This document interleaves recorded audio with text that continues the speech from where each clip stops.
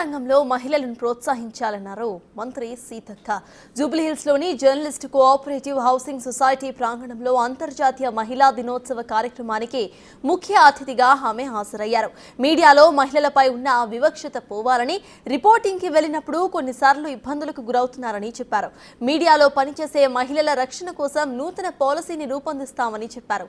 జర్నలిస్టులకు ఇళ్ల స్థలాలు కాంగ్రెస్ ప్రభుత్వాలే ఇచ్చాయని, మీ ఇళ్ల స్థలాల సమస్యల పరిష్కారం కోసం కూడా కృషి చేస్తామని అన్నారు సీతక్క.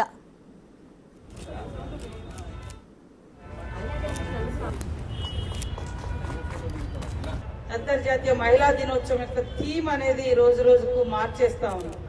ఆ రోజు శ్రామిక మహిళల కోసము, శ్రామిక వర్గాలు అనుభవిస్తున్నటువంటి కష్టం నుంచి సమానత్వం వైపు, ఆర్థిక సమానత్వం, సామాజిక సమానత్వం, రాజకీయ సమానత్వం, ముఖ్యంగా పనిచేసే ప్రదేశాలలో మరి చేసిన శ్రమకు తగ్గ ఫలితం లేకుండా ఉండడంతో ఆనాడు శ్రామిక మహిళలను కూడగట్టి చేసుకున్నటువంటి ఒక ఉద్యమ ఉత్సాహం కావచ్చు, ఉద్యమ సక్సెస్ కావచ్చు, ఈ రకంగా ఆనాడు నిర్వహించుకోవడం జరిగింది. రాను రాను రకరకాల వాళ్ళు రకరకాల థీమ్స్ తీసుకొచ్చి అటు ఇటు డైవర్ట్ చేయడం జరిగిన అంతిమంగా అప్పటి నుంచి ఇప్పటికీ కూడా ఇంకా రకరకాల వివక్షత అన్ని రంగాల్లో మనం ముందంచలో వచ్చినప్పటికీ ఏ రంగంలోకి వస్తామో అక్కడ కూడా రకరకాల వివక్షతను, అసమానతను, వేతనాలలో వివక్షతను ఎదుర్కొంటూ ఉన్నటువంటి పరిస్థితి కూడా మనం చూస్తా ఉన్నాం.